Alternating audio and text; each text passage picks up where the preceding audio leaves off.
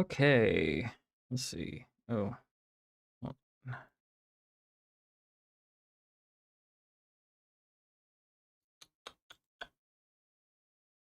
think we are good to go. All right, if someone could confirm that you all can hear me and that the sound is okay, that would be appreciated. Oh, thanks, Quinn. I appreciate that. Can you hear me okay? Look, it's Bigwig. He came to say hi. Thank you. Thank you. Okay. We got cats in the house. We're fucking doing the thing. Nice. Thanks, everyone. I hope y'all had nice holidays. If that's the sort of thing that you do. And even if you didn't, I hope you had a nice day off or a nice day to yourself, or I hope you did something nice for yourself, you know? Um, I like Christmas. I celebrate Christmas. I spit on the baby Jesus and celebrate his holiday. But I know it's a hard time for a lot of people, so I hope y'all are doing okay. And I hope that Bigwig isn't murdering the audio right now. Anyway, we're gonna go over I mean, it's not nothing, but it's not like a ton of stuff that we're gonna go over today in terms of like collection updates, Blu-ray updates, that kind of thing. But we are also gonna try to catch up on the Letterboxd update. I don't think I'm gonna talk about everything I watch anymore going forward. Did I say anything or everything? Everything, but I want to talk about specifically like the stuff that really stood out to me or the new releases in particular. I'm just not gonna make myself watch every or talk about every single one if I don't feel like it. But I watched. Yeah, I've been busy. I've seen 42 films so far in December, so you know we got a decent amount to talk about. So we'll see how far we can get into that. If the chat is active enough, we might not get through all of that, which is nice. But yeah, I will also say that we are less than halfway to our tip goal this month, which is always okay, but you know, uh, it would be nice. And my cat, story of my life, right, is struggling once again, and it's likely she'll have to go in for another visit this week because she is bleeding out of her ass. It's some kind of fissure or ulcer or something. She's currently in a cone so that she doesn't lick at it and make it worse like she was doing, but hopefully it should turn around and she should be okay. So it's not life-threatening or anything, but it's taking forever to heal. It is like the steroid that makes her inflammation go down, makes it worse. And so, but if we taper the steroid too much, she's more likely to get like sick. And like if the wound gets infected, it's more likely to kill her. Like it's a very delicate balance we have to strike, and a very expensive one. So I'm gonna up the lights for a second so that you can see Bigwig better. Buddy, you want to say hi? Who's that? Who's that? It's a Bigwig. Is that Bigwig? Yeah, buddy. He's getting a nice massage. He's feeling good. You feeling good, bud? You know you're live. There's 6 people watching you right now. Hope you don't get stage fright.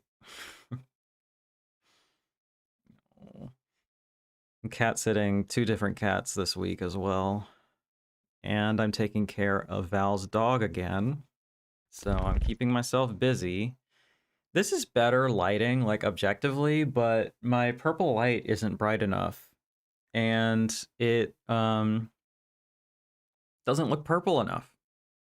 It's gotta stay within the I have to keep the brand. I'm nothing without my brand.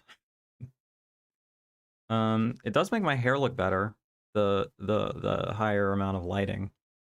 Let me catch up on chats.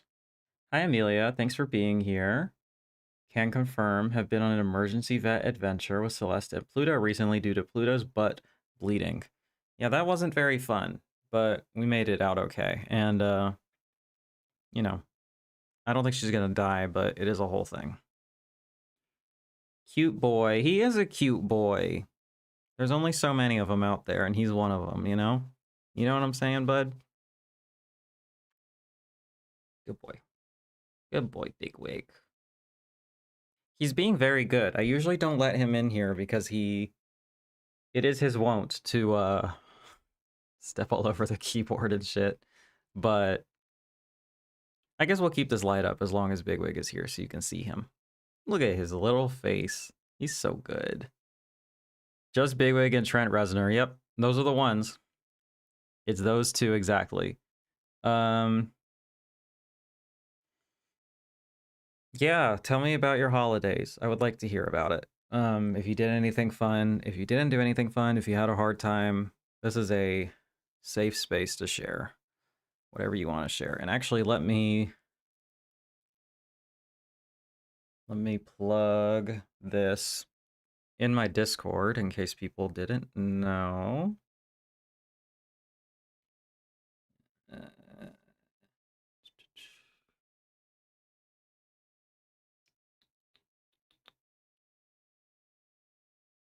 Hey, buddy.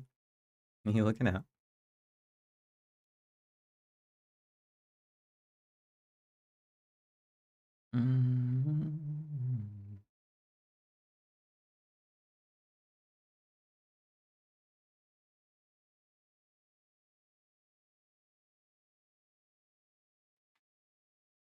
Another thing I'd like to plug while I'm plugging things. Let's see. Get it pulled up so I can drop it in the chat. But this is I appeared on the Girls Guts and Jello podcast for the third time. Except this time I was lucky enough to be on the main show, the main feed. It's usually been just the Patreon, but today got to be on the whole thing. So we went through American Psycho and analyzed it scene by scene, compared it to the book, talked about the themes, talked about the cultural response to it, the whole thing. So do me a favor and pull up that video and drop a like on it and leave it in your watch later playlist. That would be tight and chill. And yeah, subscribe to her channel because I know her podcast is very popular, but her YouTube doesn't seem to have reached its audience yet. It's hard to migrate platforms, you know. So let's try to get her to at least 1,000 so that she can monetize it at least, you know. What else? What else? Hey Jeff, thanks for being here. I basically got stoned all holiday and watched a bunch of 2025 films I needed to catch up on. That sounds like the ideal Christmas to me, if I'm being completely honest. Like that, it really doesn't get better than that. Do you want to share which films you caught up on? Because I have a list of over 70 films I need to catch up on for... And that's just the ones that played in my theaters and I missed them. Like, or were on streaming and I missed them. It is not counting all the festival stuff that is gonna get Oscar buzz and get theatrical releases, you know, Q1 2026. So I got a lot to catch up on, and I'm not gonna watch all of them, I don't think, because that just doesn't seem realistic. But get to it eventually, right? I'll try to at least hit the bangers, you know. I don't know if you could hear that, but I just popped my neck really, really nicely. Okay.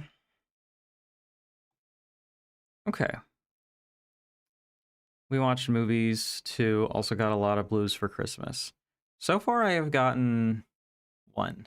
So not a lot, but you know, not zero either. I got some DVDs. We'll talk about that. Well, I guess let's go ahead and get started. Um, this first one was a gift from my brother. He gave it to me today because it was late in the mail. But this is the Umbrella release of The Cook, the Thief, His Wife, and Her Lover.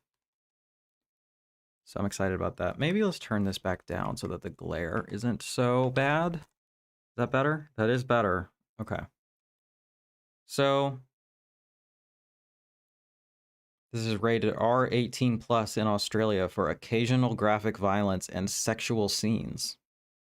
Well, that sounds fun to me. um, there's a documentary on Peter Greenaway on the disc, and that's it for special features. I swore that this got a Criterion already, but I keep confusing it with The Mother and the Horror, I think is what it's called. And what else?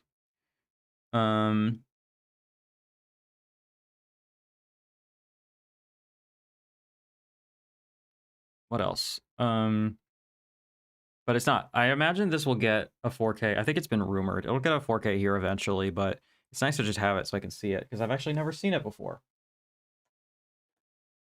That's the first one.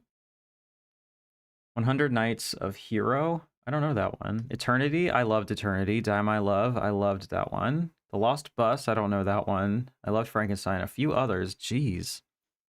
That's like... You're already at like 12 hours of viewing right there. That's crazy. That is most definitely what's up. Great holiday. Absolutely. Yeah, that's fucking sick. Yeah, that's fun. Oh, we got up to 11 people watching. Okay. People are coming in. It's popping off. 100 Nights of Hero is a must watch. Okay, well, let me get it pulled up. I appreciate the recommendation. Da-da-da.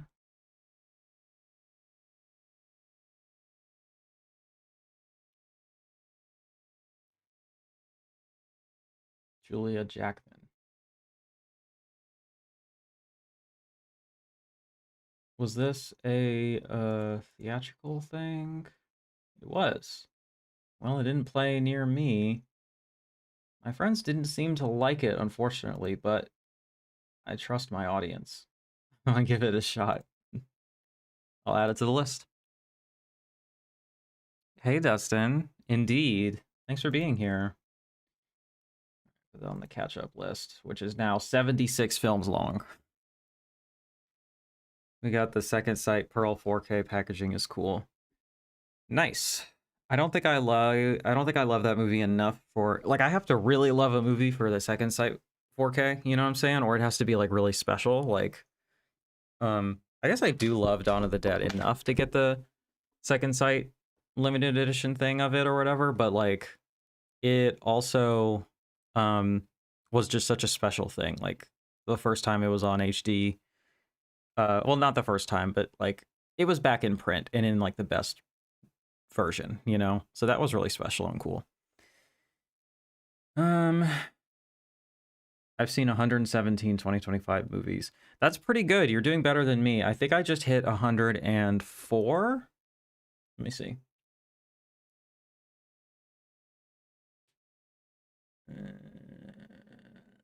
104, yep.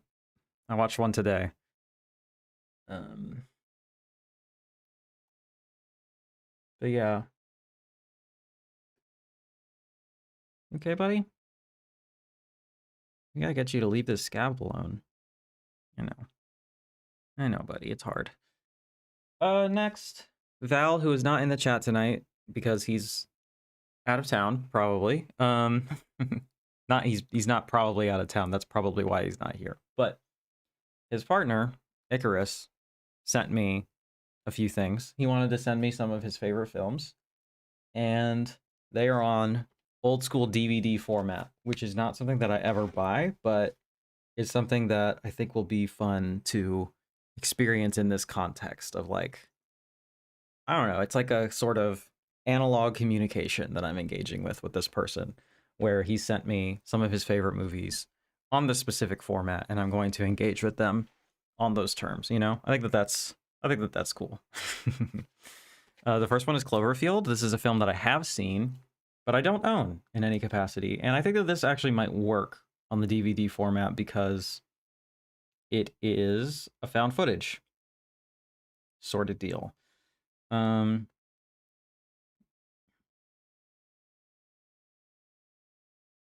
just reading the special features.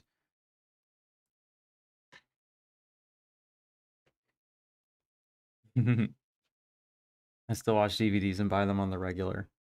When you are in the right place to ask about Tangerine.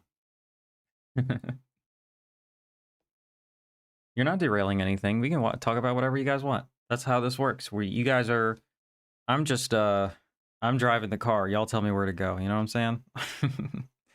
But yeah, I like Cloverfield. I just haven't seen it in a really long time, so this will be a good opportunity to rewatch it. The second one is Willow. I don't know anything about this really, other than I've kind of heard of it. Let me pull it up on Letterboxd, and then wait, let me see. Are there good features on this? Anamorphic widescreen. Now, does that mean that they're cropping it to be widescreen, or does that mean that it's in the original aspect ratio? Commentary by Warwick Davis. Featurette. So this one isn't stacked, but you know.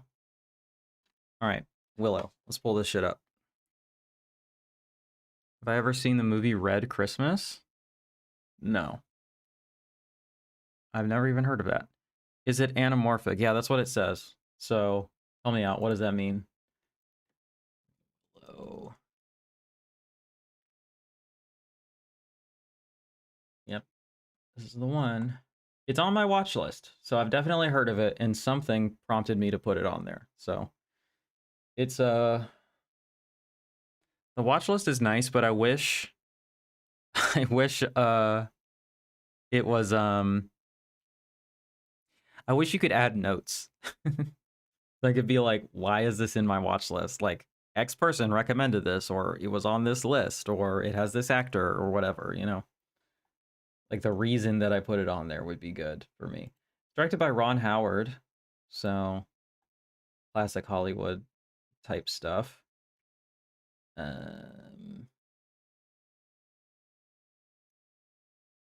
only seen 3 of his movies. That's crazy. He had a film out this year that I did not hear good things about, but I am curious about it. I love 80s, 90s, and early 2000s fantasy films. I think they're great.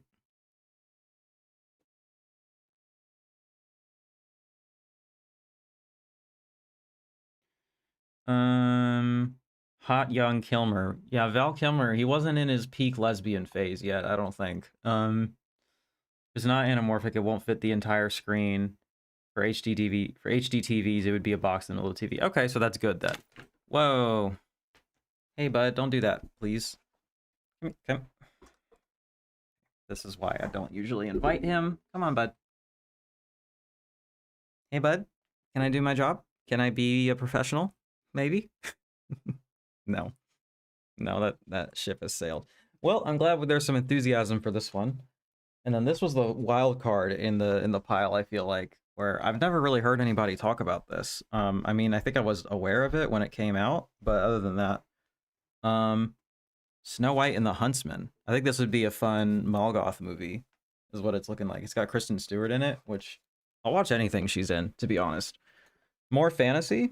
I think Icarus is into fantasy. It has both cuts of the film. Hey. Hey. Hey, do I have to kick you out? Do I have to kick you out, buddy? Says it's trash. The Snow White movie? Damn. I guess we'll see. There's a lot of special features on here, so that's fun. So this one also has a slipcover. So if anybody's trying to get the DVD slipcover for Snow White and the Huntsman, hit me up. I got you. Pre-queer case stew, yeah. Well, pre being out, but it's always there, you know?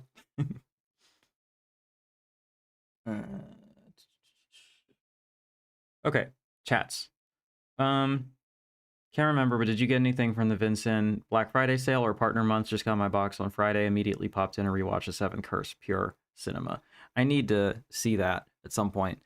And yes, I did, and we'll get to it shortly. But in addition to what I have here, which isn't a ton, I have all the stuff for Punk Vacation, which is like a crazy amount of stuff. So yes, it came in a pretty sizable box. And I also bought the Vinegar Syndrome Dog Bowl.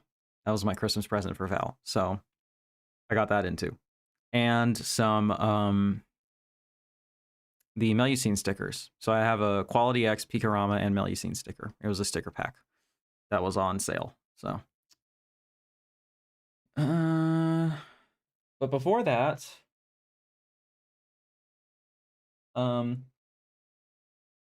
make sure that these are in the right order. Yeah, I think that's right. Yeah, I only got actually like one thing. Actually, now that I'm looking at it, there's Vinegar Syndrome stuff in here, or like adjacent stuff in here, but it's not. The only thing that I got was one thing on top of like work stuff. So next, this is a gift from Mr. Ryan Verrill, Mr. Disc Connected. We connected our discs right here, all right? And he said he had an extra copy of this and he offered to send it to me, and I was like, fuck yeah, dude. I missed out on the limited, and you know, in a perfect world, I would have had the money on hand and I could have gotten that with the cool artwork and the fucking booklet and everything, but we live in this world, and in this world I did not. So I'm really glad that I have this at all, because I don't have the Region A version either. Zombie Flesh Eaters, Lucio Fulci, the fucking goated. It's a strong candidate for the best zombie movie ever made. And it's a strong candidate for the best Lucio Fulci film, which is like stiff competition. I mean, it's bangers upon bangers. But this has hella fucking special features. I don't think it carries over everything from the Blue Underground, but it has like all the legacy stuff and then a bunch of new stuff to this edition. So I don't think either of them are wrong. And apparently they did a slight second pass on the restoration, and like I don't even know, because like the fucking Blue Underground, it already looks like one of the best discs I've ever seen. So I mean, if they can get it looking better, you know, more power to them. But I went with the Arrow artwork because it's purple and I like purple, but I also just like this illustration. I think it's cool. But it does come with, now unfortunately Arrow does not provide Blu-rays, so it's just a 4K, so I can't put it in my disk drive for my computer if I want to watch the special features fast style. But yeah, it also has the original Zombie 2 artwork. But I don't know, maybe I'll be in the mood for the arte original, as it were. But for right now, I like the purple. So yeah, that's a banger. Thank you, Ryan, if you see this. I don't think he's in the chat, but if you happen to see this, I appreciate you. You're the best. And I love all my friends. Next.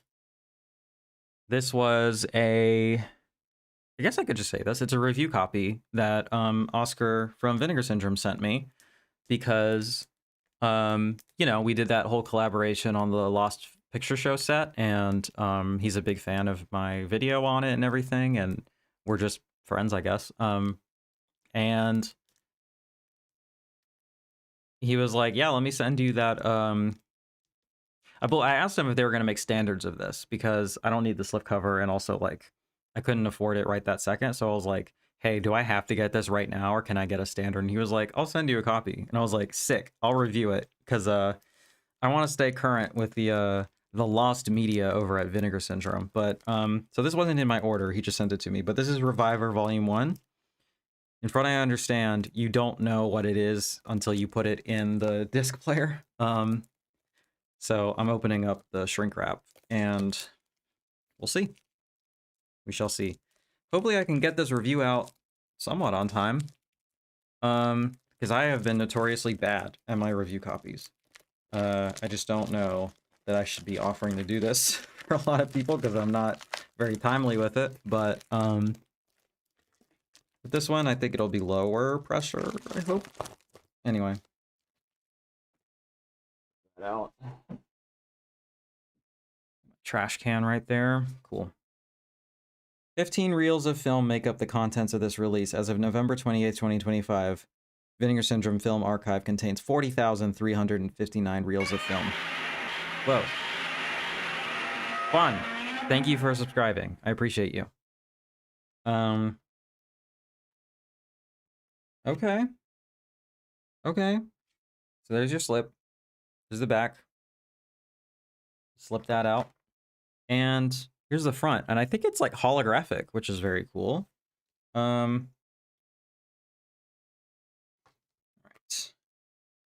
Ooh. And the disc is a reel of film. Is a film can, I mean. That's pretty cool. Okay. Let me catch up on the chat. You want that version of Zombie? Yeah, I think it's worth having both if you love it as much as we do. I have a Shriek Show. I thought you said Shrek when I first glanced at this chat. Show DVD from back in the day that I believe has features that never got ported to Blue. I love the Reviver disc. I'm looking forward to diving into that Reviver release. I like the idea. I love the idea of it. I think it's really cool. Quick shout out, by the way, if you want to make Godzilla fucking roar and dance, you can either subscribe or you can drop a tip using the pinned chat or the description. So check that shit out. Hey, buddy. Okay.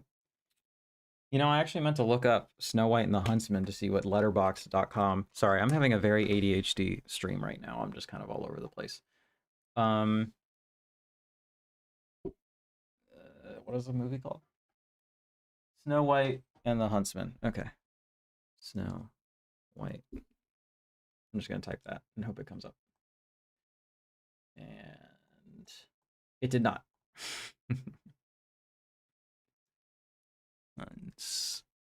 Men or man? Man. Man.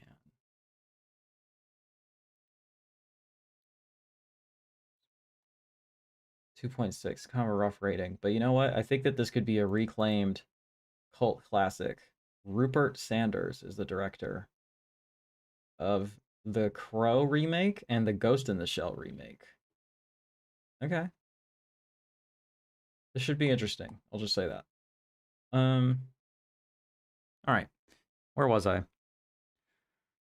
Doesn't say what it is on the disc either. Oh, fun. So it's like a horror-thon type deal. You gotta wait.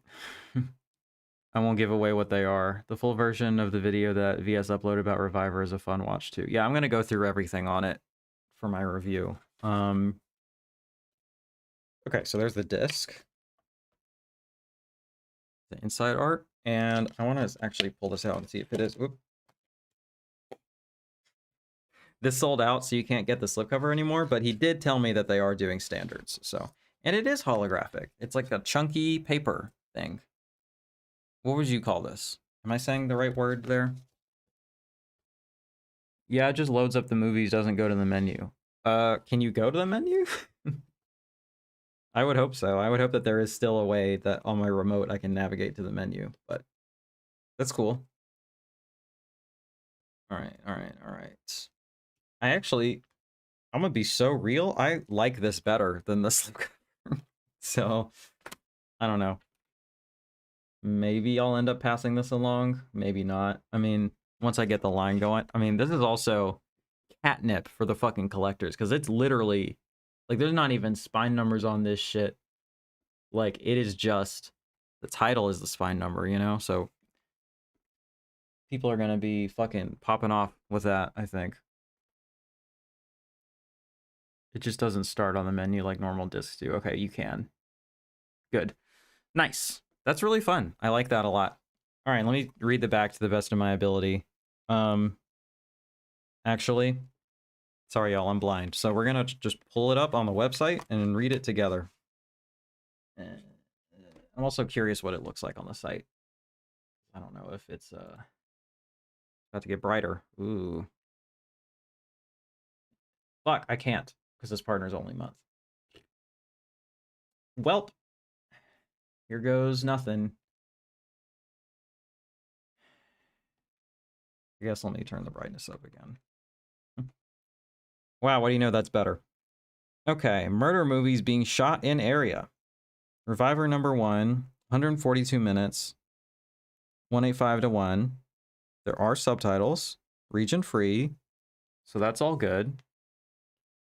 Yeah, Dustin, he said that there is a menu you can go to. Yeah, it's partner month. Womp. Okay. Over the past 10 years, Vinegar Syndrome has become home to one of the largest archivally stored collections of film materials in the world, although VS's curatorial focus has always been forgotten cult classics in the form of feature films produced between the 1960s and the 1990s. The film archive itself includes works of all types, genres, film formats, and durations, with titles created as early as the 1920s and as recently as the 2000s.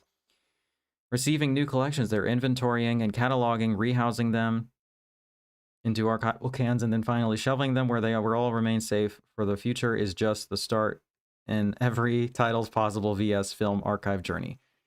Little bit of a long sentence. That's okay. But every decrepit cardboard box, sticker encrusted shipping can, or rusty reel offers a fresh mystery to discover, and many of those mysteries have remained stashed in the film archive for years, deemed too weird, rare, or just out of place with the established Vinegar Syndrome release pattern that is until now.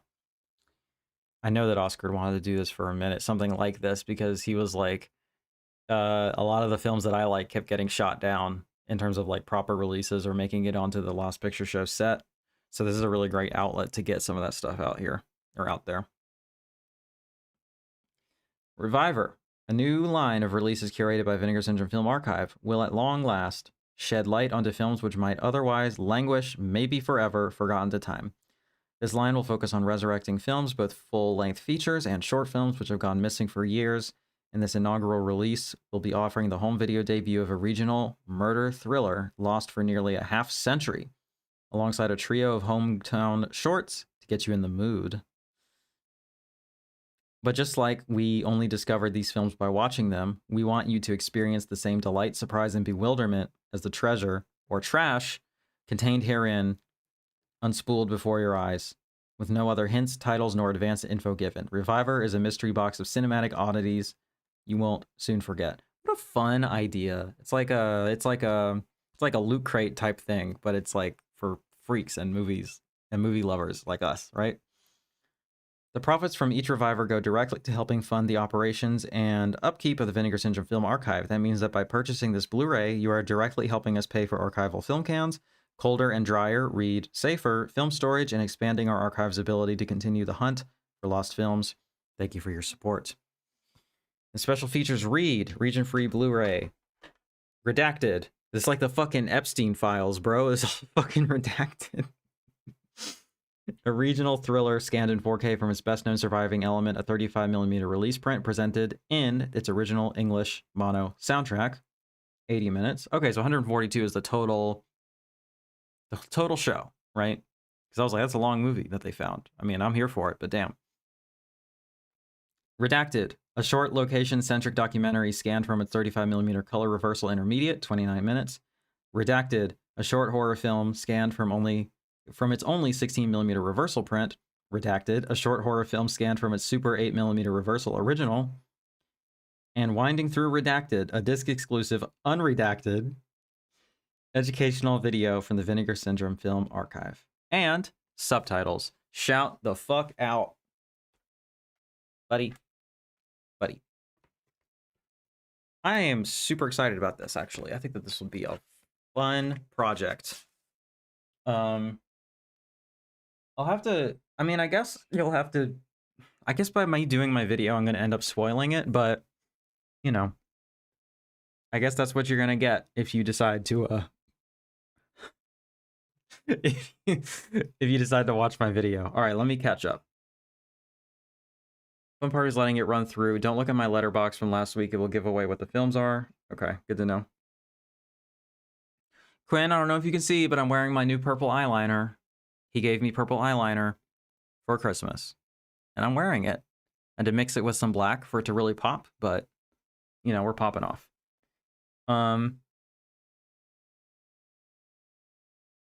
You should pull up the Vincent video they released teasing the releases for next year and give us your take on it. That sounds fun. I can do that. I enjoyed the documentary way more than I ever thought I would when it started. That's good. I'd like to request you discuss And God Made Man at some point. That film sounds truly evil. I probably will. Why not?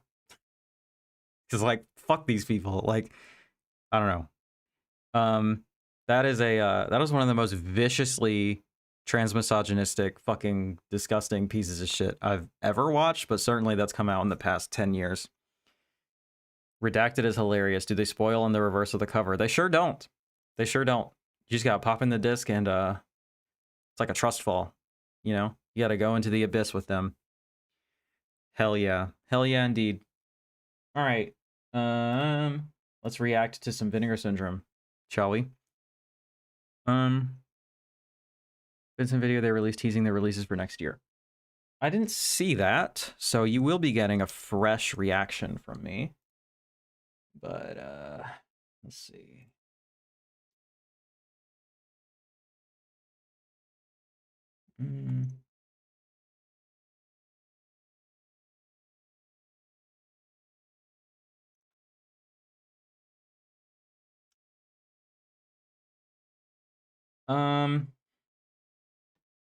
Cemetery Man. Could you do me a favor and drop a link to what you're talking about? And then we can watch it together. I'm not seeing it on their YouTube channel.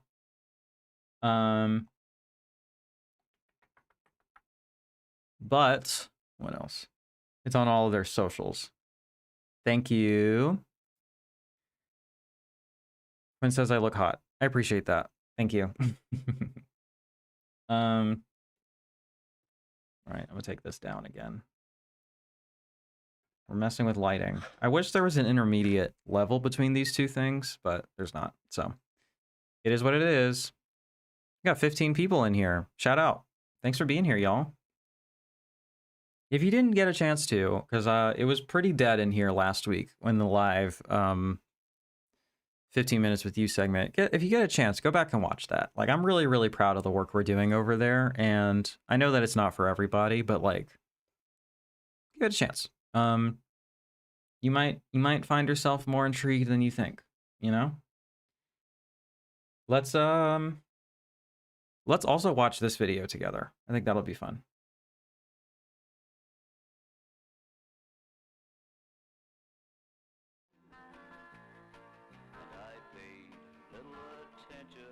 Here at Vinegar Syndrome, we are a film preservation company and distributor. That means we have a lot of film in our film archive, from OCNs in the form of single strand and a B-roll, to CRIs, internegatives, interpositives, all types of intermediate elements. But those are not prints. So, for this first release of Reviver, let's talk about the 35mm print.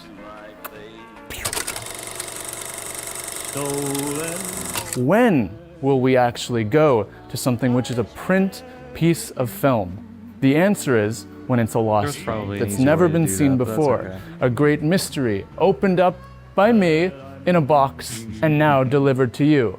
Why do we not use film prints typically? Number one, it's damage. This print has a lot of damage, including this enormous edge break, which is going to need to be repaired before it's thrown on the scanner. Unfortunately, we have some color fade or color shift on this print. In print film, first you have your base, then you have yellow, then you have cyan, and then on top, that top layer is magenta. Closest to the base, you'll have those two bottom layers, that yellow and that cyan. Interestingly enough, they're highly susceptible to deterioration over time. And what ends up happening is they leave that magenta layer on top. However, while the actual cyan and yellow layers are very deteriorated and have shifted, there's a surprising amount of image detail in the cyan and yellow layers still to this day. We're very, very lucky that this element still has a little bit of detail in everything besides just the magenta layer. With emulsion scratches, unlike base scratches, you're permanently etching off a segment of the image. That's the scratch on the emulsion. That's literally removing the emulsive layer. However, if you were to scratch on the other side, you don't see through. That's because there's no image on this section. There's only an image on the emulsive section. The base side, if you look at it with a light shining onto it, it's very glossy. And In the very center, you see some pretty sizable bass scratching. So those are bass scratches. Bass scratches are incredibly common on print film, and it makes sense, because if you think about it, the film print is running through the projector at 24 frames per second. What if it drags itself on something, which often happens if the projection is being a little bit sloppy? Well, then you have the actual bass damaging itself. So here is what it would look like to see a bass scratch. This is a motion scratch. Oh fuck, it's an emulsion scratch. That means part of the image is gone forever, and there's not much we can do about it. Fuck. So near the end of a film, you begin to see the first set of cue marks, you'll notice it, and what this is the motor start cue. Once that projectionist sees the motor start cue, by instinct, time to turn on the other projector, and then suddenly you get close to the end, 172 frames later, usually, unless someone fucked up, you will get your changeover cues. They press a button, really quickly jumps over to the other projector, and then suddenly you have a pretty seamless method of having continuity between the two reels. So let's change over to something a little bit more comfortable, won't you? We're sharing a video with Reviver, for the first time ever, we'll have a label based purely on lost and missing movies. You get a glimpse into what they actually looked like when they came to us, the stories behind the actual lost films. And your support of Reviver will be a direct contribution to the film archive. That means the money that you give to us is not going to some other department in this beautiful company, but staying straight here, where all the films are. Not just to maintain our day-to-day operations, but to ensure that we can continue to get better and better and better. Your support will mean the world to us, and we will be showing you an entirely new world that you have never seen. That week on my mind, deliver all of these pleasures I find.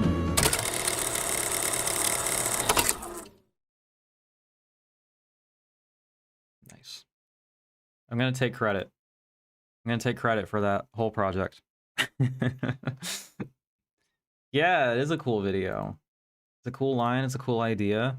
All right, let me get my fucking shit back in nope, that's not what I wanted. Getting this Instagram video pulled up, which is not always the easiest thing to do, but we got this. We're gonna do it. Jesus. Okay.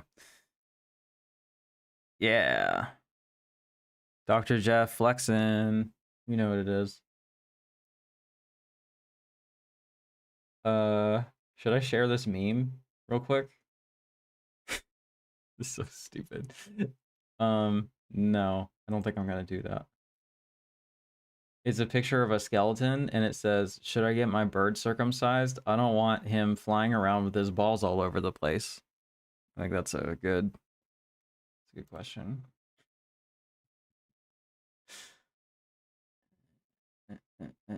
All right, and then over here, gonna get my shit together.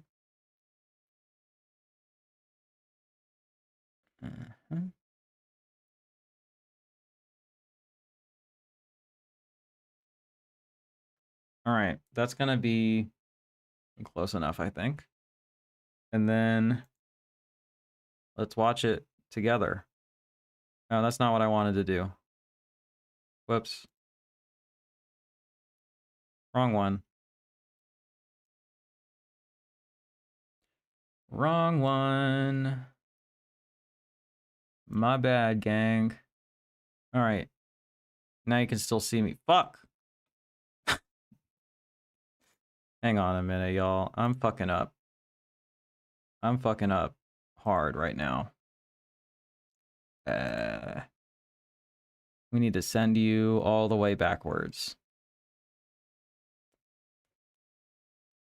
I know what I'm doing, okay? I am so fucking professional. You don't even understand. You do not even understand how fucking professional I am. Genuinely. It's low-key insane. Why isn't this working? Actually, is my for real question right now. You're doing great. Thank you.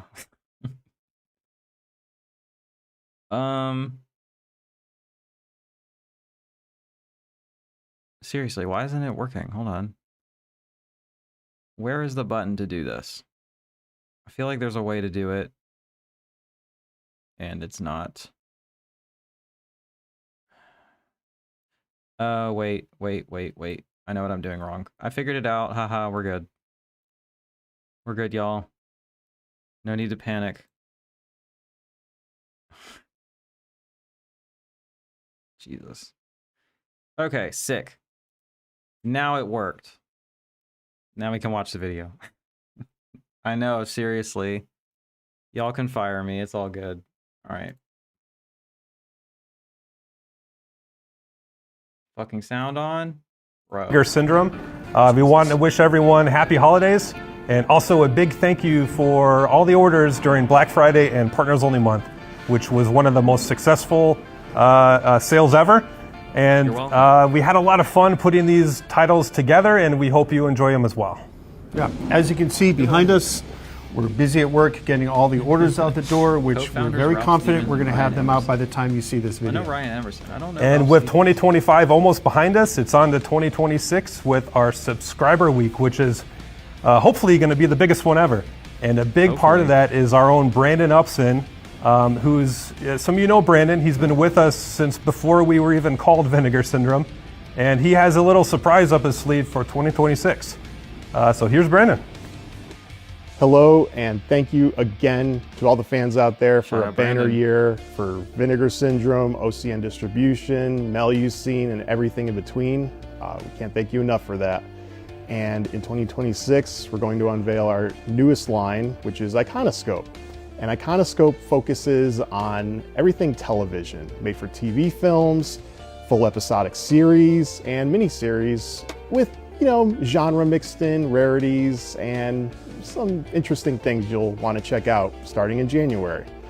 And not only that, 2026 is going to be a great year for our partner labels, OCN Distribution, and with that, I'm going to throw it over to Justin and Liberty to talk about it. Hey everyone, thank you so much for your support of the OCN partner labels in 2025. We released a couple hundred releases, 8 new partner labels. With Cinematograph, we had a release every month, including titles like Drop Zone on UHD. Thank you for your support there. 2026, we're going to have even more partner labels. We have Dark Sky Films coming in January, which is very exciting. And with Cinematograph, we have a release every month, including David. Thanks for being here. 2 World UHD upgrades in January, and a film from a filmmaker that needs no introduction that I'm really excited for you guys to see. Here's Steven with more from Melusine. Hey, just wanted to thank everybody for their support through 2025. We had some really strong releases like Naked Came the Stranger and Behind the Green Door, and we're going to keep plugging through 2026. We have a lot of exciting things coming. We have more of the Pink line beyond Sato. We are going to dive deeper into the Mitchell Brothers Film Group catalog. We're also going to do more double and triple features from the Distrapix and Something Weird Sexploitation line. We're going to sprinkle in some Peakorama and some Quality X releases.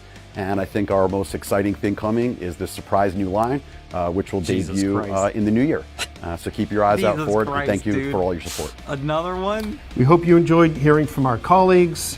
We want to wish you a Merry Christmas and a happy last day of Hanukkah. And we're looking forward to a fantastic 2026. We've got a great lineup. Yeah, we'll see y'all next year. You got the metal. Hey everyone, it's Ralph and Ryan here from Vinegar Syndrome. I'm gonna be so real. I had a hard time paying attention to that because I have no fucking idea why the chat is like,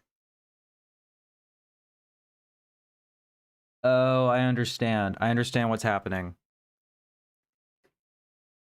I don't know why I had that set up like that, but let me fix that again.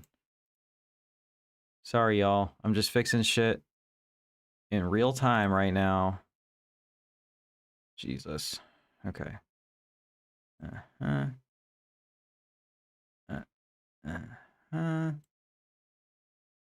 No, I don't want that. I'm trying to fucking... Okay. Jesus. No, that's not what I want. Yo, I'm trying to crop the goddamn chat, but it's only letting me, it's only letting me, shrink it. All right, hold on.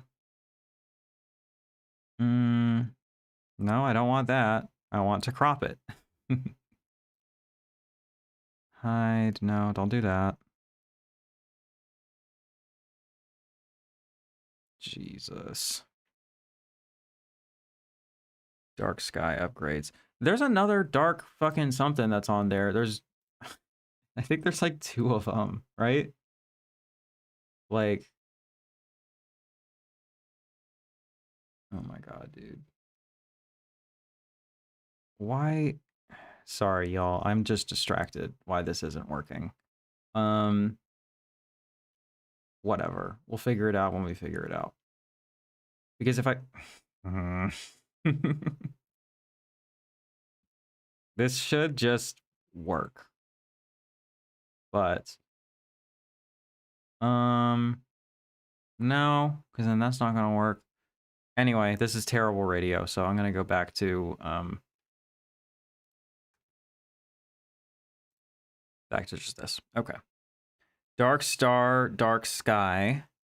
I swear to God, there's one more, dude. Like, fuck. Let's go back to Vinegar Syndrome, because now I'm actually looking at the partner labels. Partner labels. Dark. No, it is just Dark Star.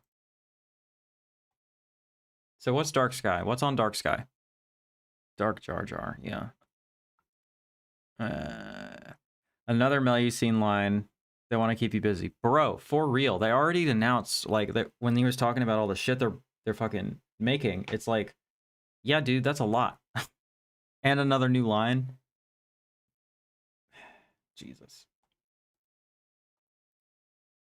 There are already 1, 2, 3, 4, 5, 6, 7, 8, 9, 10, 11, 12, 13, 14, 15, 16 labels on the Melusine site.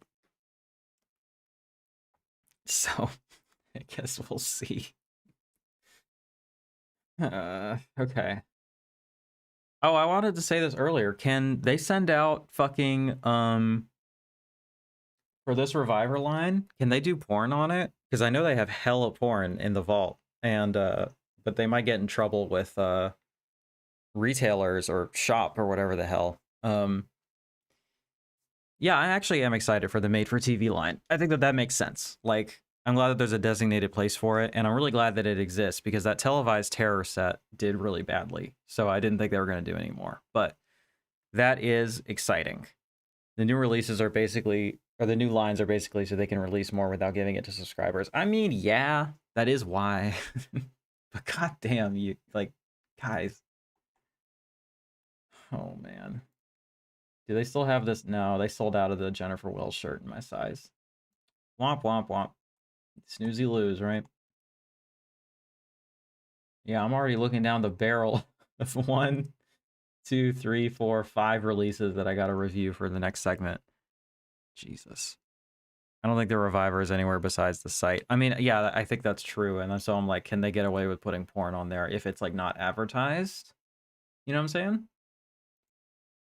Anyway, I'm looking up Dark Sky pictures. Real? Films. Because pictures are like photographs. They did Texas Chainsaw, right?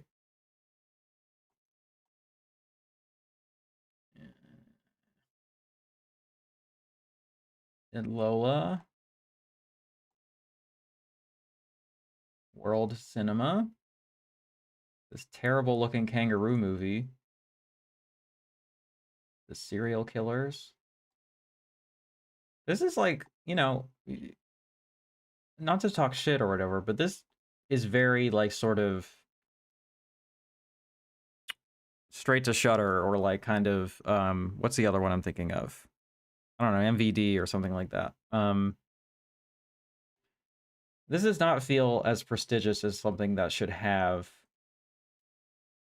Texas Chainsaw on it.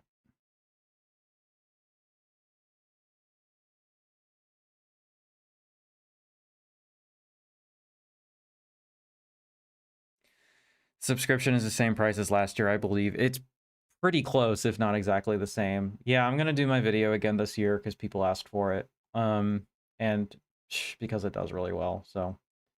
Okay, I'm guessing they're gonna put up Bliss, because they've got a pretty good working relationship with homeboy, what's his name?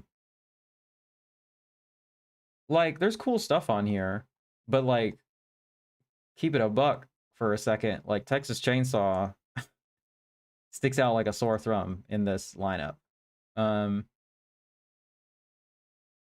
Yeah, they have a whole section for the Texas Chainsaw Massacre. How did they nab the fucking US distribution rights?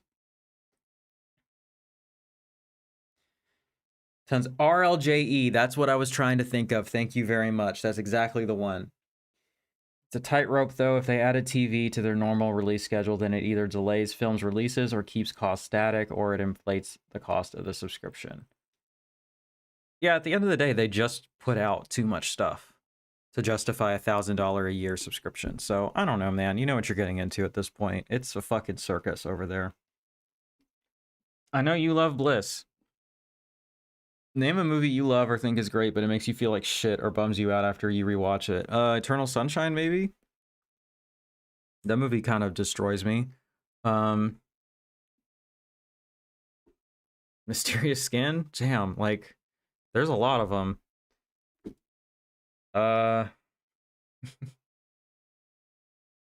Makes me feel like shit. But those are more like tragic movies, I guess. Mine is Mysterious Skin. Yeah. I feel like there's like a nasty horror movie that we could talk about that fits that criterion, but I'm not sure. Candy 2006. I don't know that one. Let's look it up.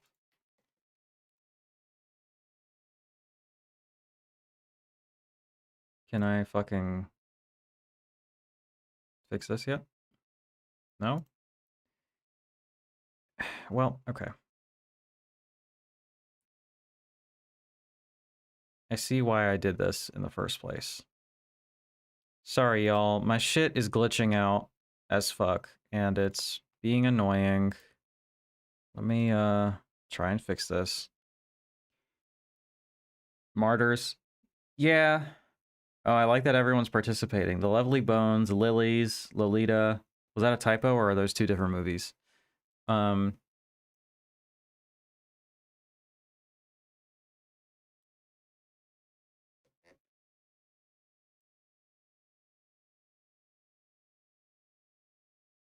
That's probably how we're gonna do it, I think. Fucking Instagram, dude. Sorry, y'all. I'm blind, so I'm like fucking getting right up on you. I don't mean to be intruding in your personal space. Boy. Yeah, that looks right. That'll be fine. All right. Pulling up these bummer-ass movies for y'all. Candy. More is never enough. A poet falls in love with an art student who gravitates to his bohemian lifestyle and his love of heroin. Oh, okay. Bummer. Bummer stuff. Who's in this? Heath Ledger. God, he's so good. Heath Ledger is so fucking good. Got to Demons 2 through my TV. That's the goal. We'll see. The Lovely Bones. Oh yeah, Candy is a bummer.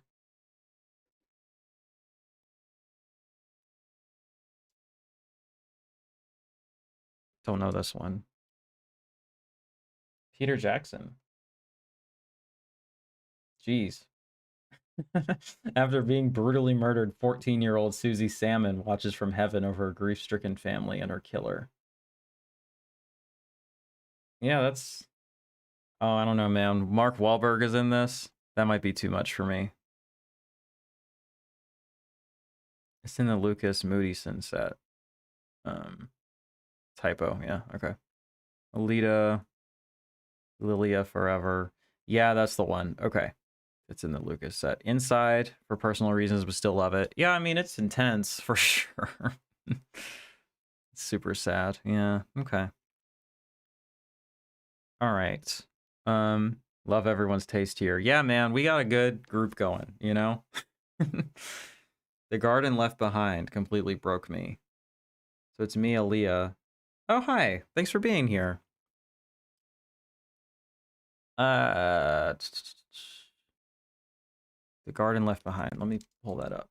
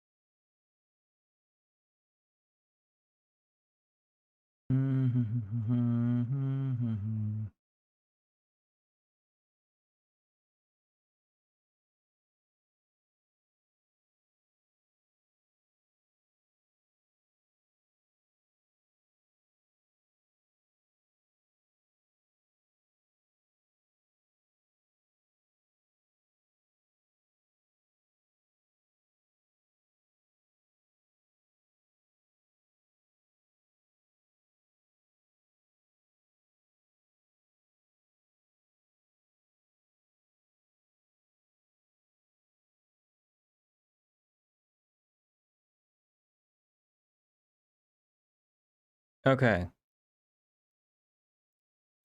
I was doing that on purpose in hopes that people would tell me if they heard me. Is it working again? Can I get confirmation on that? Jesus fucking Christ, dude. I have no idea why it did that. I tried changing scenes a bunch and it didn't work, and then it just decided to pop off. And the fucking...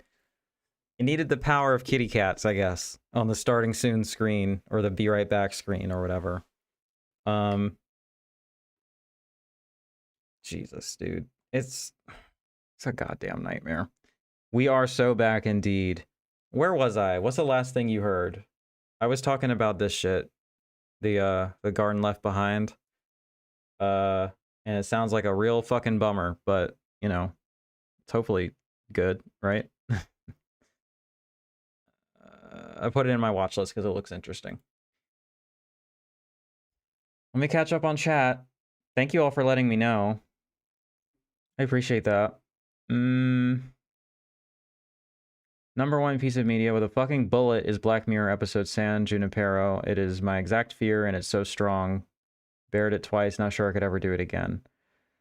Which one is that? Is that the one that's like actually got a really nice ending?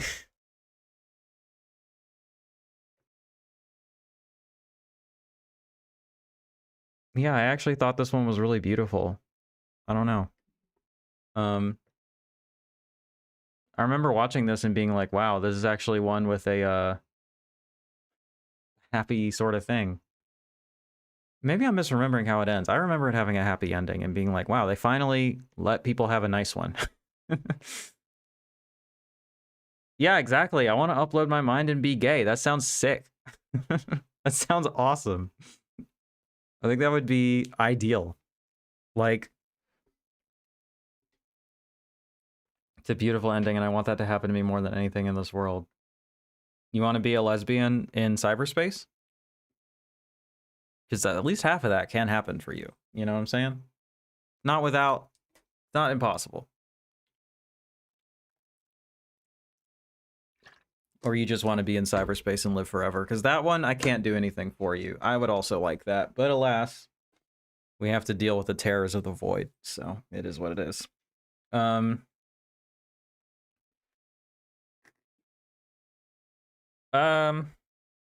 guess I should keep going. Next. I don't know anything about this. So let me know, y'all, if you do. Because it looked really cool. But I mainly bought it because Altered Innocence finally reprinted their Anus Film shirt, which, by the way, I'm disappointed in you all. I wore it last week and nobody said anything, so docking points for that, but that's okay. But Frank, he was doing a bundle for $30. You could get the shirt and the Blu-ray, and I think the shirt was like $25. It like wasn't even like, it was so obvious. Like, yes, that's what we should do, right? But it's a Taxi Zoom Clo. I have no idea what this is. 45, marking the 45th anniversary of his original release, Frank Riplo? Groundbreaking autobiographical debut. Returns offering a vivid, uncompromising portrait of queer life in West Berlin at the dawn of the 1980s. With a 12-page booklet, the video essay by KJ Shepard, and a video essay by Elizabeth Purcell. Shout out Elizabeth Purcell. Check this out. Thanks for being here, y'all. It's pretty good numbers tonight, which I appreciate. Thank you, Nugget. I appreciate that. Your insight is really valuable to me, and I would like to hear more of it, to be honest. Let's see what this is. Hope I can... Did I spell that right? Nailed it.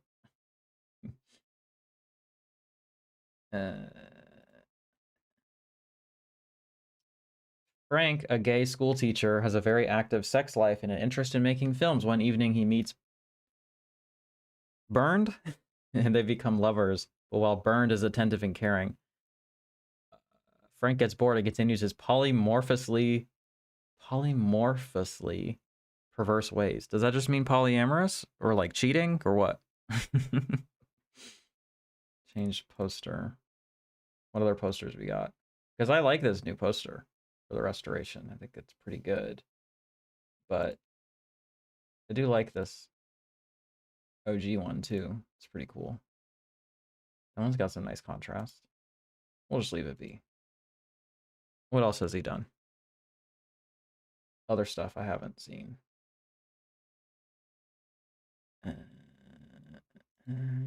Okay. Well, some people I trust gave it to nice. Gave it very high reviews. So my man's hugging a sheep. I do like sheep. Sheep are lovely, amusing creatures to me. So yeah, that looks interesting. I guess I'll show. I don't think they did a limited edition for this. I don't think that Frank really fucks with slipcovers like that, which I admire a lot. But there's the inside. You get a booklet, which is really cool. Okay. So the next thing, I placed an order at Orbit DVD a while ago, pre-ordering something that we're going to be saving for the end. But I went ahead and did the 3 free shipping thing, probably ill-advisedly. I think I just happened to be doing well financially. I say well, I'm never doing well. I had money in my account, and I was like, cool, we can actually afford this. And I didn't really feel like paying the money to ship the one thing I wanted. So I was like, fuck it. Let's see what they got in the used section. And I got a couple things. I got first a Scream Factory 4K of They Live, because I really love the movie. We talked about it when I watched it here on stream. And you got your 4K and your Blu-ray, and no reversible art, but it's just the original theatrical, so that works out fine. My phone is buzzing. Got you. Cool. I hope you have a good night, Quinn. And then the last thing I got from that order anyway, I don't have a good excuse for this, to be completely honest. I got it because I really like the artwork. I wanted this slipcover. They Live rules. Sure does. This is the graduation day. It's out of print. I missed it. It was one that I wanted to prioritize because I just love this artwork so much. I just fuck with this. And the back is cool too, but I just really like that. And like, if it's not good, since it's out of print, it'll hold its value. But I mean, honestly, that's pretty good too. But this is like a trauma joint, I believe. So, although it may have been foolish. No, I was not foolish. It's not reversible. So it was worth the $15 or whatever to have this artwork, apparently. It is embossed. It's nice. I think it's cool, okay? Sue me. Next, we have the single Black Friday purchase that I made. I talked about this on stream because it was I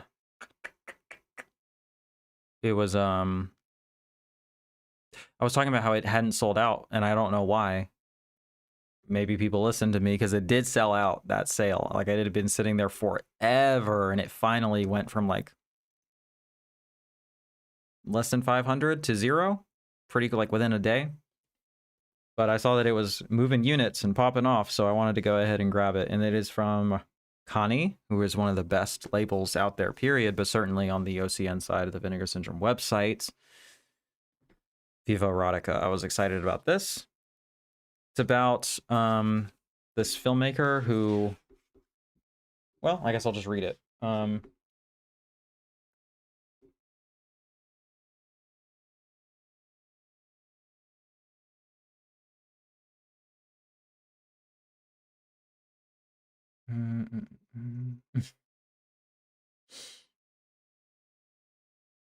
Yeah, so it says like a guy who wants to be a prestigious director, and he gets funding to make another movie, but only on the condition that they make like a category 3 type, like porn adjacent, or maybe just straight up porn film. So that's what he has to do, and he has to kind of reckon with that as a quote unquote real artist. Interesting premise. I think it sounds like a good time. Sounds like the kind of thing I would be reviewing if it ended up on the Melusine site today, but I just wanted to have it and get a chance to see it, so there we go. What country is this, actually? Let me see if I can find that out. Hong Kong. That makes sense. All right, next. Be in my fucking Discord if you want the fucking scoops on these deals, okay? Because I happened to see this one and I popped it in the Discord, and a lot of people got to take advantage of it. But this was like $20, I think. It was less than the 50% off MSRP. So I went ahead and scooped it, and I got to have both of my Godzilla dreams come true this month for Criterion season. Godzilla vs. Biollante. With our friend Sam Deegan on the fucking commentary. Just sick. But this was out of print forever, and it's a great movie. It's one of the better ones from the Heisei era. It's one of the best monsters they ever did, like, period. It's a fold-out poster, which is kind of unfortunate for the real readers among us, but it is a cool image. I can't front. Like, that's pretty hard, you know? So, there's that.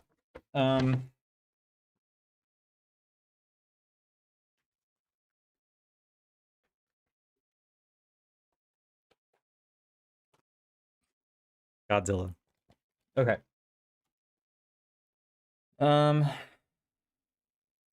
Next is another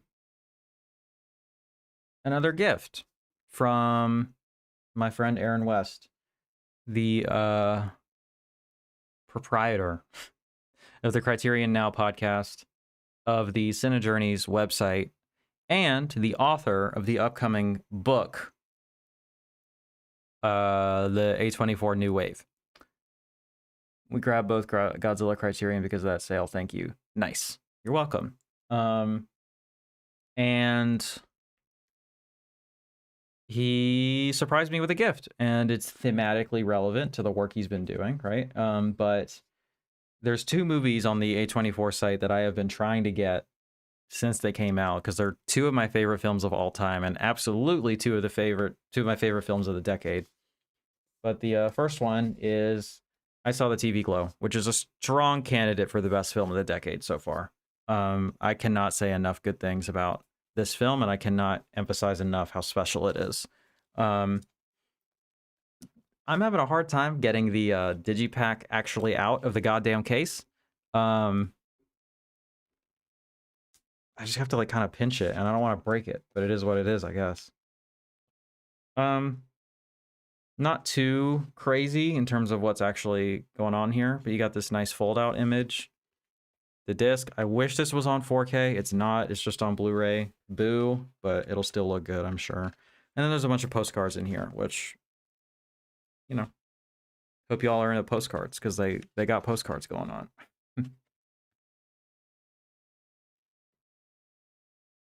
I gave that I Saw the TV Glow Blue as a Christmas gift this year. Great gift idea. It's in my top 3 of the 2020s right now. What's your other 2? I would love to hear it. Fucking love I Saw the TV Glow so much. Yeah, not great packaging. I haven't had this issue really with the other ones, though. I don't know if they got thinner or if they started packing more postcards in there or what, because I'm struggling with it. But it is embossed, which is nice. And this is probably my favorite poster that they used for the film, so that's cool. I know people like these barcode editions. I don't have a ton of them, but I've got a few, and like I've got a lot of my favorite movies in that line, so shout out. And then the more controversial take, The Substance and So Torn. Okay, I'll put So Torn on my Plex server, so I'll be checking that out. And then The Substance is indeed a ripper for sure. So all three of your favorites from the past decade are in the last year and change. That's cool. Maybe recency bias playing in there, but you know, also valid, you know? This is my more controversial take. I swear to God, I'm going to make my video on this film one day. Because goddamn, I wrote the goddamn script, and it is really good, and I'm proud of it. It's just a controversial topic, I guess. But I love this movie so much. This is the 4K, and it is Baby Girl. This is for the real horny freaks, okay? This is for the cool kids, okay, who can sit with some amount of nuance in their sexual politics and in their erotic thrillers, okay?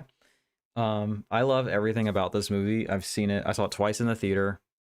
I loved it just as much a second time. Nicole Kidman is fucking goated, okay? Commentary with the writer-director.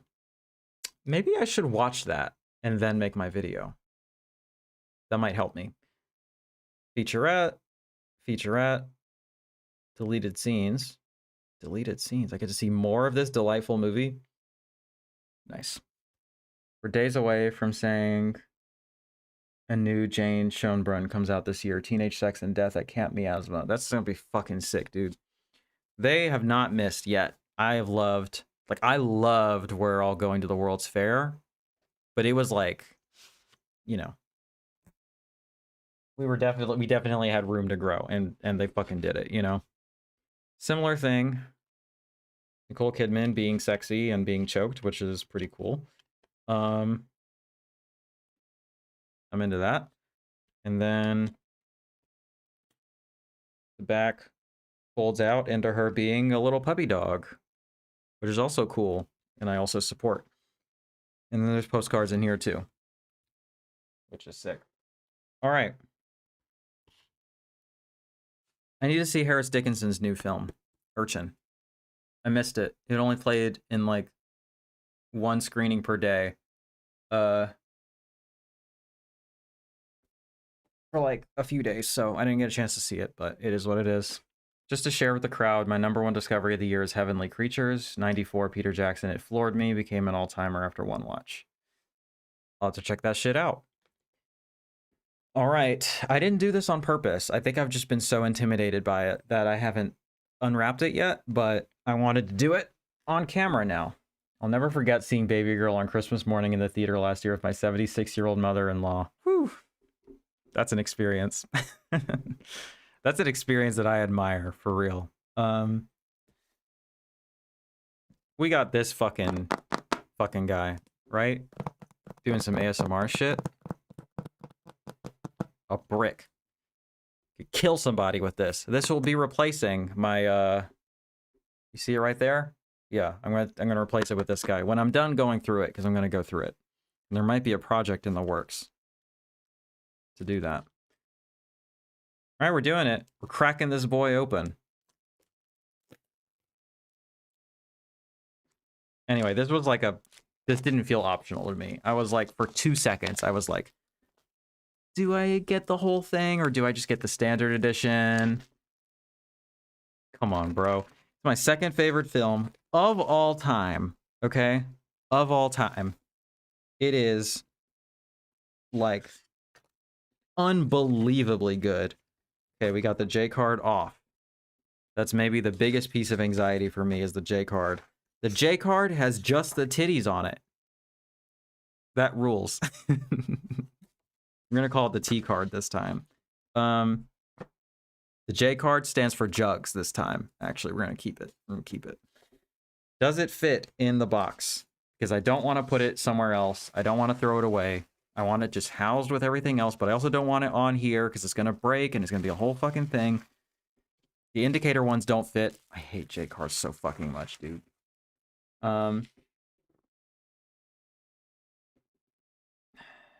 That Possession Second Sight has to be the best release of the year. I mean, it has to be, right? Like, what else could it be? Like, I know I'm biased because I love this film so much, but like, bro, it's insane how good it is. Hi, Brendan. Thanks for being here. That's a film that is special for you. To you, you absolutely need to get the ultra special release. Yeah, like the Second Sight 4K super premium boys, like, they are necessary for a certain type of film for me, right? Or in general, right? I don't need it for every film that I just like or is even like an 8 out of 10, but for like the goated fucking shit, you know what it is. Oh shit, I've seriously lost track of how many releases we have got of this movie over the last few years. Possibly my #1 cinema blind spot. I need this Possession release. I would never say this. I don't think it's responsible for me to say this, but this movie is so fucking good, and I don't know anybody that has seen it that was like, you know, like, do it. Just order it. Like, you won't regret it. My release of the year was either Sato or Shawscope 4. Those are good ones, too. The Sato set was pretty sick, and Shawscope, I don't know exactly what's on it, but those sets are a banger, so... I guess let's go through these postcards, or these art cards, I guess is what they are more specifically. They look pretty nice, I must say, but everything related to this film looks pretty nice because it's a fucking masterpiece. Okay. Thanks for the rec of Heavenly Creatures. Yeah, I need to check that shit out too. Possession rips, and if anyone hasn't seen it, just buy it. Don't stream it, just buy it. Just buy it, honestly. I'll be vetting these as we go, but here's this one. I guess technically I could get in trouble for the fact that there's nipples on this, but fucking grow up, you know? Like, Jesus. It's been in my backdrop this whole time. It's fine. There's Sam Neill. I have strongly considered getting this shot of Isabella Johnny tattooed on me. Like, very strongly considered it. I might still do it.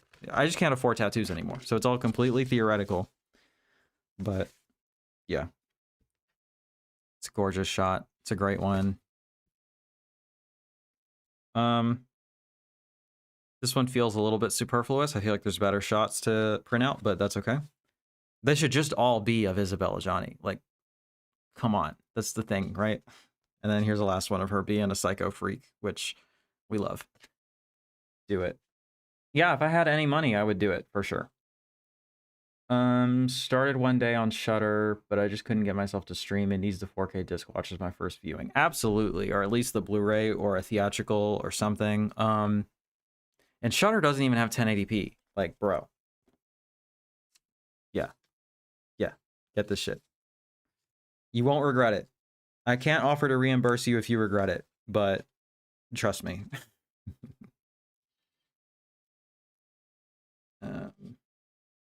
Can I get this back in the little paper guy? Maybe. We'll see. If you could see any of your favorite films in a theater, what would you pick? I've not seen most of my films in most of my favorite films in theaters, actually. So probably just go down the list. I'd see any of them, you know?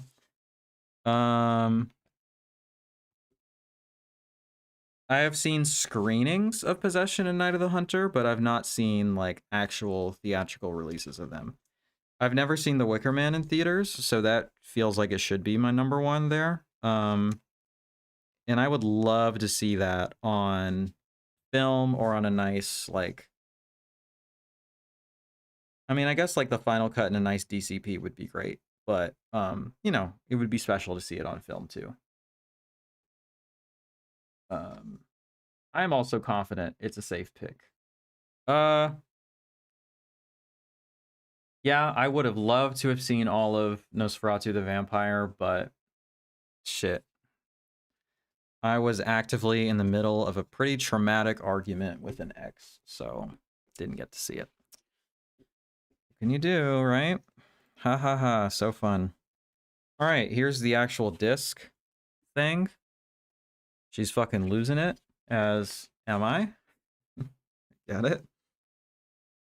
So here's your Possession 4K, okay. Disc 1, main feature and bonus features. Disc 2, the North American re-edit. I thought it was also on 4K, but maybe it's just on Blu-ray. I would love to see Repo Man in a packed midnight showing. Yeah, I got to see Pink Flamingos in a pretty busy midnight showing, and that was fun.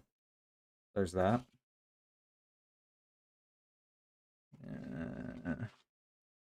Okay.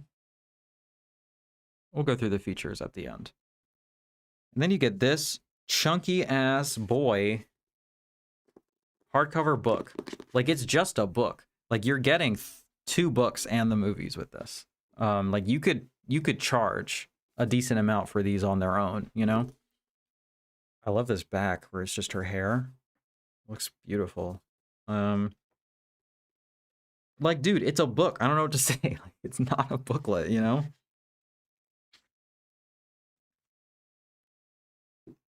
$220 pages, all sorts of essays and cool shit.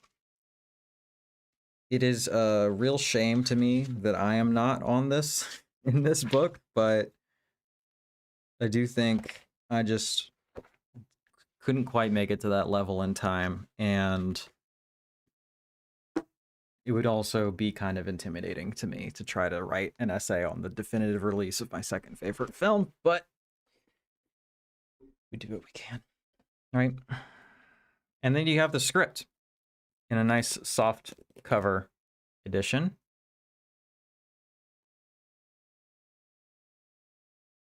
Yo, the fucking Christian propaganda is crazy. Happy Holidays is being censored in the chat. I have to go to live chat to see it. That's crazy. You can't even say Happy Holidays anymore. Fucking cancel culture has gone way too far, dude. I've honestly seen a lot of my favorites on screen. I grew up in the 90s. I went to theater a lot. Yeah, that's cool. That makes sense. I always saw Dead Alive in a sold-out screening. That was fun. Yeah. Good Jewel. I don't know.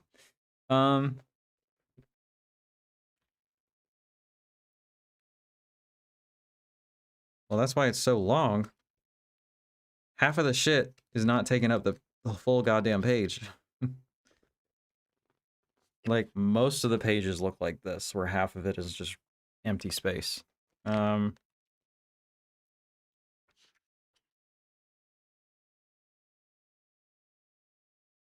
This looks difficult to read. There's a lot of pencil markings on it, too. But that's a really valuable document to have. Happy Holidays is too woke. That's true. Happy Wokemas, everybody. We're replacing Christ with woke. That's right. The new regime is here. Okay, yeah. This is pretty fucking nice. Now let me actually read the special features. And I'm already stressed out about what to do with this thing because it doesn't seem to fit. So I'm not happy about that. Special features. New producer approved 4K restoration. Dual format 3-disc edition, including 1 UHD and 2 Blu-rays. UHD presented in HDR with Dolby Vision. The North American re-edit, newly restored from an archive print. Okay, so it's newly restored on HD, I guess, which is cool. Saw Titanic in its original run 11 times. So 33 hours, thereabouts, you spent watching it in theaters. That's crazy. Taking the Christ out of Christmas. That was a news headline when my friend stole the baby Jesus from a manger scene at a church. That's right. We're going for the war on Christmas on the side of... Wait, what's the other side of it? On the side against Christmas, I guess.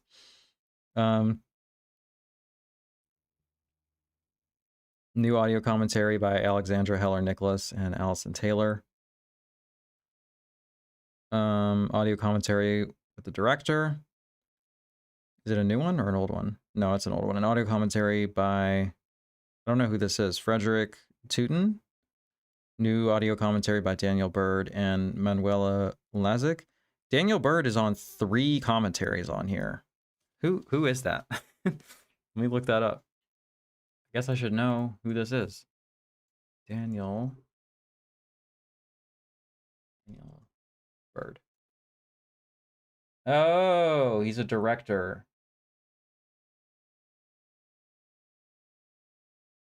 Wait.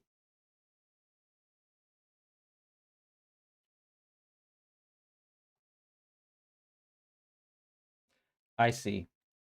I see. He was in the production department for Kill List, but he directed the making of Possession. So that makes sense. And he directed all the special features for some other stuff too, which is cool. Okay. I guess I'll follow this guy on Instagram.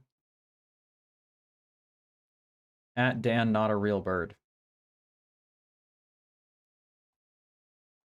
Maybe not. This doesn't look like it has anything to do with film stuff. This might be a different person, actually.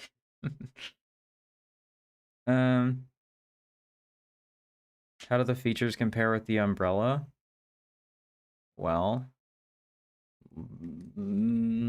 I'll double check that for you at the end. Let's see.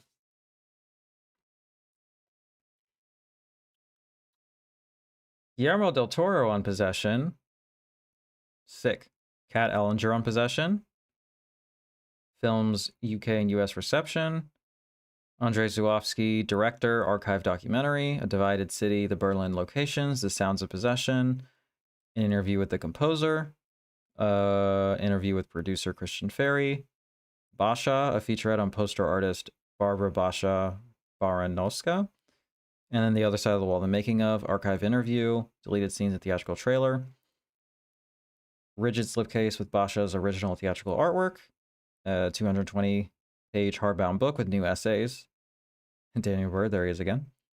The Creature preliminary sketches, filming Possession, the poster Possession, press book feature, archival articles and interviews, and behind-the-scenes gallery. 211-page original shooting script book with notes by Andrzej Żuławski and Frederick Tooten, and 6 art cards. So, let me pull up the differences again real quick, because I did look at this at the time before I ordered it, just to be 100% sure.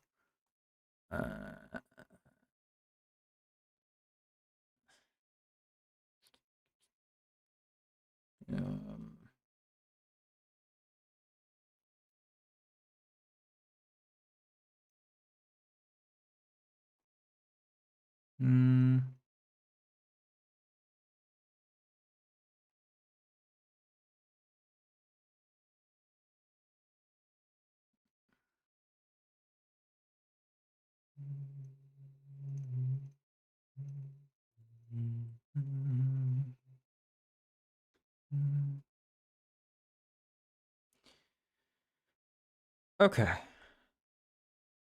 So,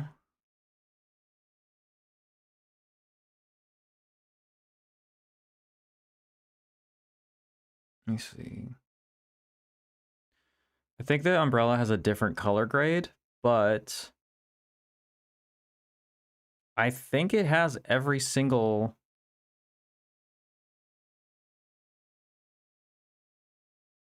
Yeah, I think it has everything that on the umbrella, and then plus some extra stuff. So, and the Guillermo del Toro piece is new. Multiple new commentaries. I'm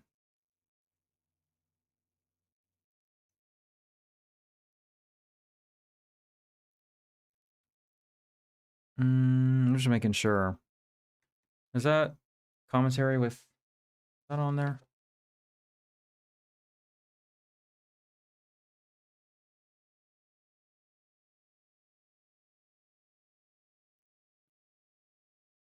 No, there is some exclusive features. The Sally Christie for the commentary is unique, and maybe the video essay by Alexandra Helen Nicholas. Let me double check that too.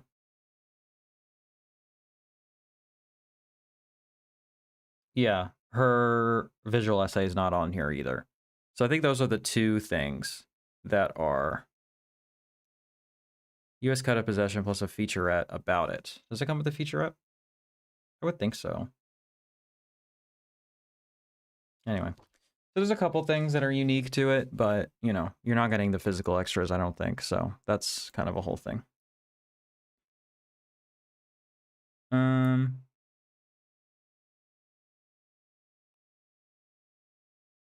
Yeah, it looks like all of them except for like one or two. Yeah, okay.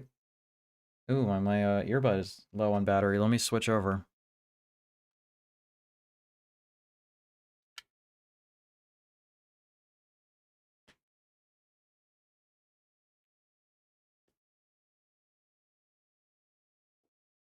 Have I ever seen Diabell? I have not.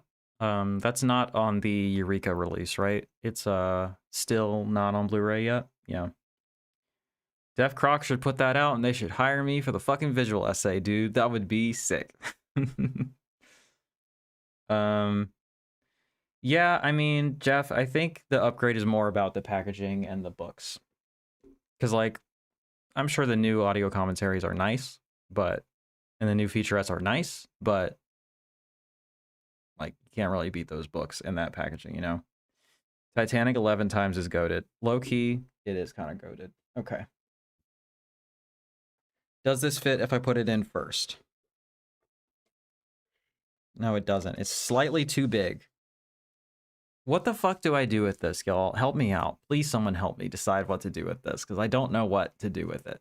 I don't want to keep it on the box. I mean, that might just be what I have to do for now, but... God damn it. Usually the move for me is to fold it up like this, and then just stick it in there, and then it fits. It keeps in a little bit. I keep mine in a folder. That might be what I just have to do, you know? But then it's like, then the information's not right there when you want to see what all the features are. I guess you can just use a website of some kind, right? Let me assemble this. I'm like right at 2 hours, so we're not going to do Letterboxd updates today. And I'm honestly feeling pretty low energy today anyway, so I don't know that that's the move for me right now. But thanks y'all for hanging out and being active in the chat. I wanted to float an idea by y'all, because I had this idea and I thought it would be fun. If you guys are familiar with the concept of body doubling, basically, psychologically, you're more likely to get stuff done if you have somebody with you, even if they're not helping. Just the presence of another person helps you complete tasks and such things. So there's stuff that I've been trying to do that I keep putting off and stuff, and I thought it would be fun, maybe not for our weekly stream, but maybe for like an additional stream to do a body double stream.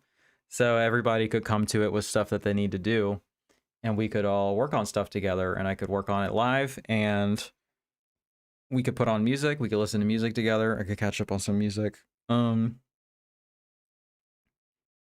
don't know. Tell me what you guys think. And it could be like a group productivity thing. You know what I'm saying? Yeah, let me know what you guys think. That would be fun? I'm glad. I think it would be fun. It would be chill.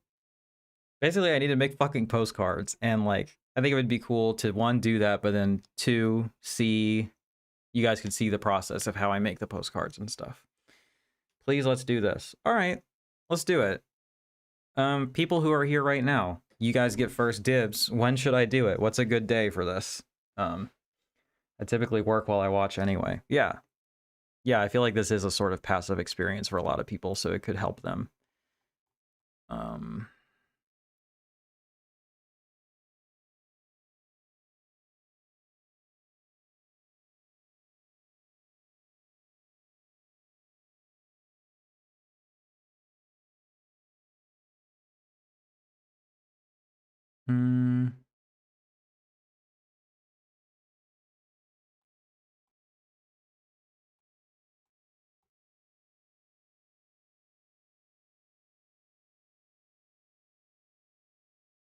Yeah, I don't know. I guess it depends on what works with my schedule, right?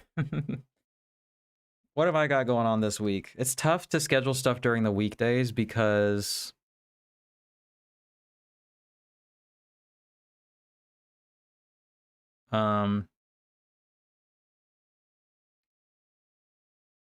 sorry, I have a shit ton of messages. Just trying to read them all, which is not good because I'm doing stuff. Oh, it's hard for me to do this shit during the weekday because I work and I don't work like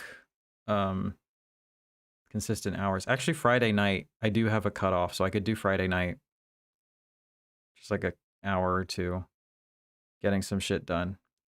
I don't know. I've never seen anybody do that before. I'm sure I'm not the first person to come up with it, but I thought it would be a cool idea. So we could all work on stuff together and talk about whatever we want. I'll have to look into the logistics of playing music on stream. But there's people who do it who like are music reactors, and they seem to get away with it to some extent. I probably shouldn't be bumping Taylor Swift up in here, but like, you know, we could do some more underground stuff and check it out together. Shoot for the weekdays around the same time as this stream. Yeah, I mean, Friday nights at 8 might be the move. And then that'll help me also see how many people show up at all. And maybe I can switch. I don't know, man. All right, if anybody's feeling generous and wants to drop any last minute tips, that would be super sick because I've got fucking vet bills coming up and it's going to be a whole thing. Could bring people on to chat with you live as well. Yeah, I could. I've wanted to have more guests on. The way I did it last week was kind of a nightmare, and I don't think I'm going to be doing it again that way, but I'll definitely, I looked into it and there's a better way to do it, and I'm going to be doing that soon. So that would be cool. We could even have people from the chat come in live. Put y'all on the fucking spot. I don't know. Yeah. All right. We're getting towards the end here. Anybody have any last minute thoughts that you want to share? I have so many ideas and so many projects I need to do, but if the problem is I don't have the time and I don't have the energy. You know what I mean? It sucks.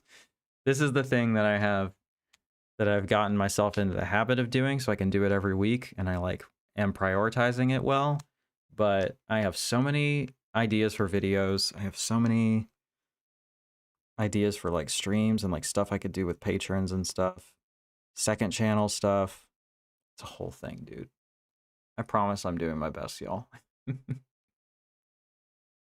Anyway, it's been nice hanging out with you guys. Jeff, you would come on? Yeah, that would be good. That would be good. I need you in the chat, though. You keep it active. You know what I'm saying? All right. I guess I could try to run out the clock so that we're at 2 hours exactly. But that might be it. Great stream like always. Thank you. I appreciate that. I am feeling a little bit less. Yeah, get Addy in the chat. That'd be good.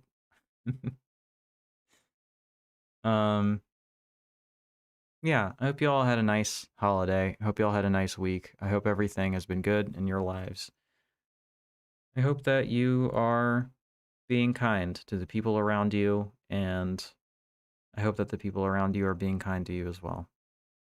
Everything is kind of hard, and it's good to be kind to one another, you know? We should be striving for that. We're going to send you a belated Christmas present? Well, that's nice of you. Thank you. All right. It's always a little bit tough for me to just end this because I don't want to cut anybody off if they're in the middle of typing or something like that, you know?